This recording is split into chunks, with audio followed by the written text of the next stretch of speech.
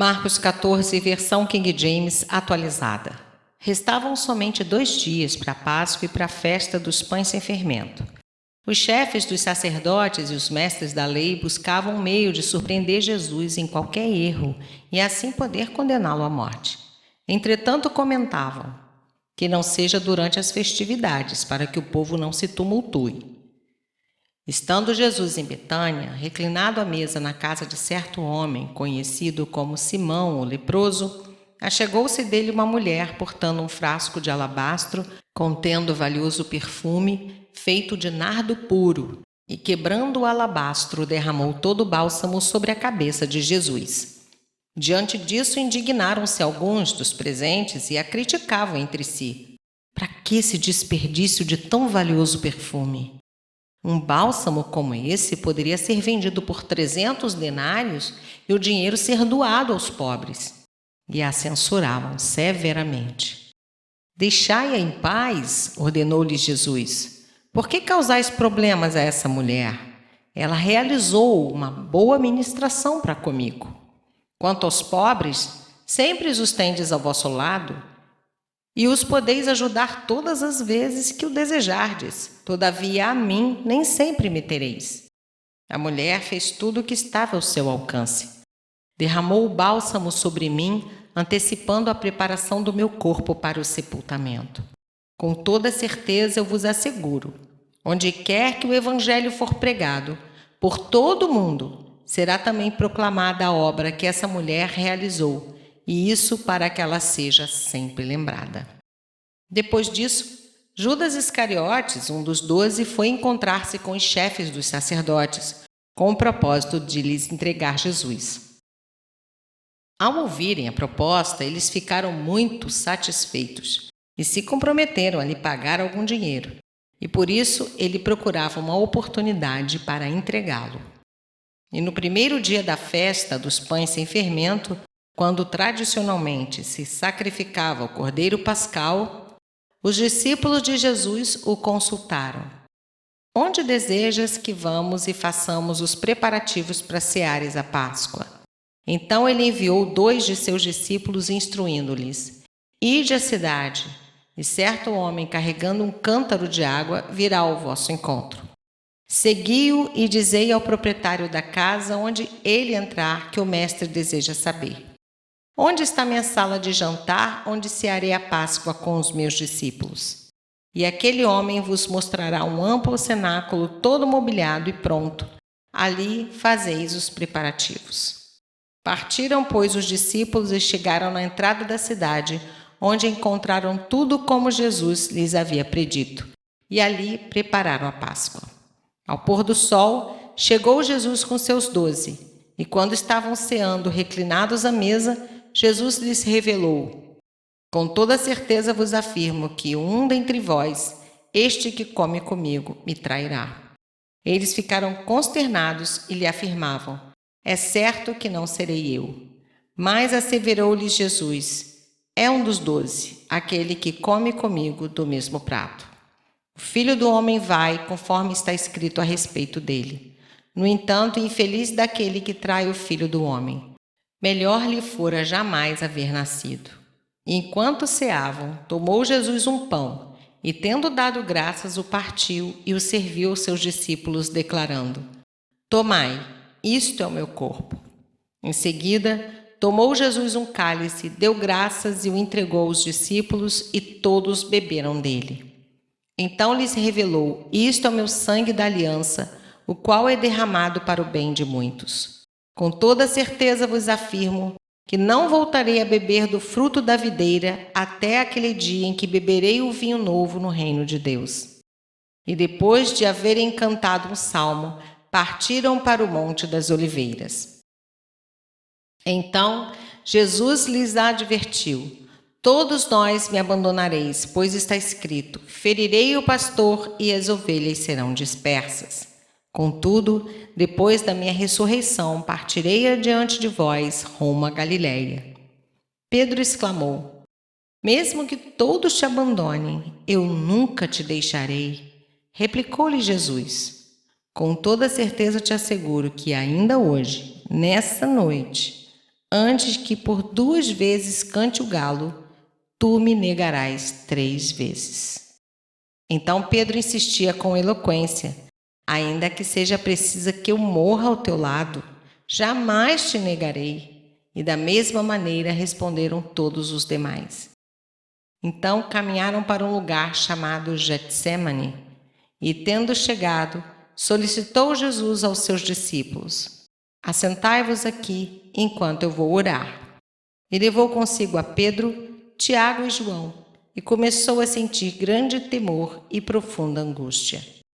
E compartilhou com eles: minha alma está extremamente triste até a morte. Ficai, pois, aqui e vigiai.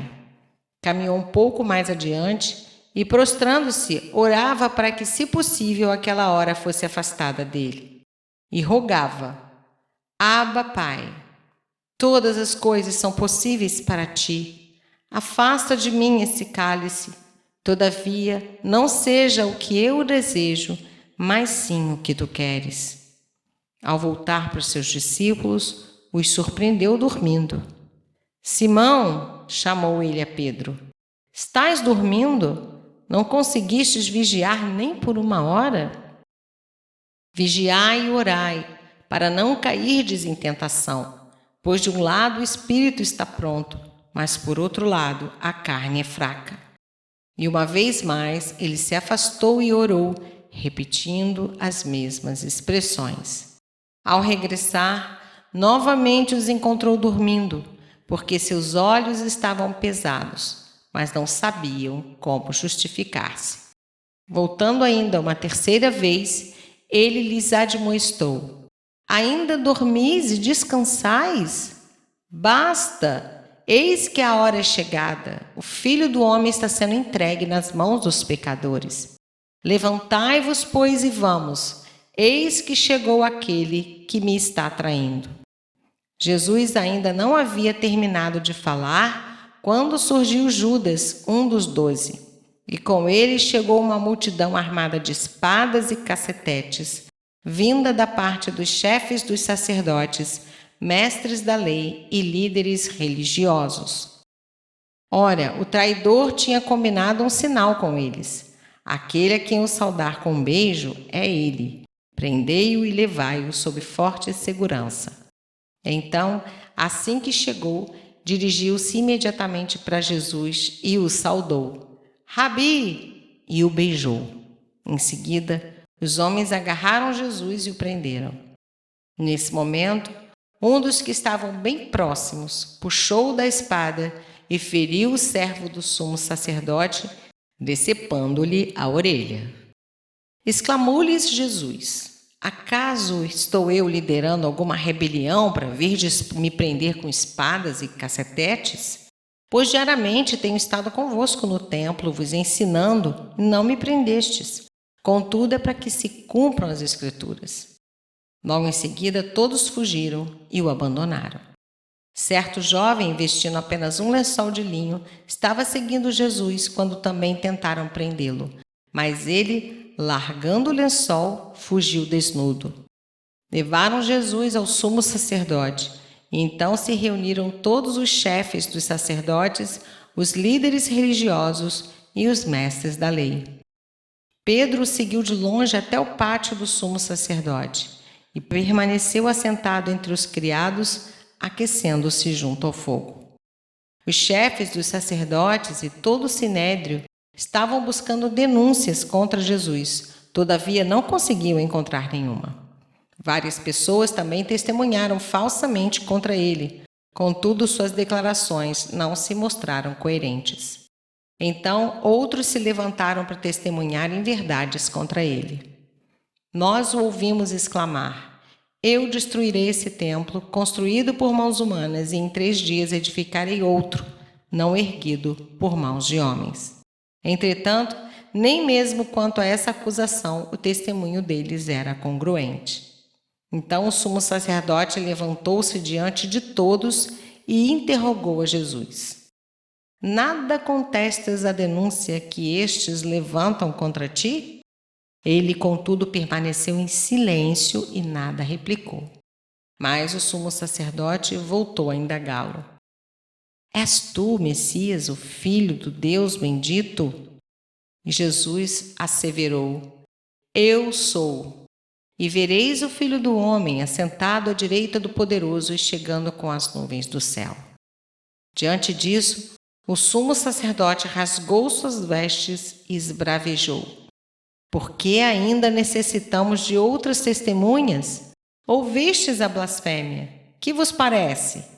E todos o julgaram merecedor da pena de morte.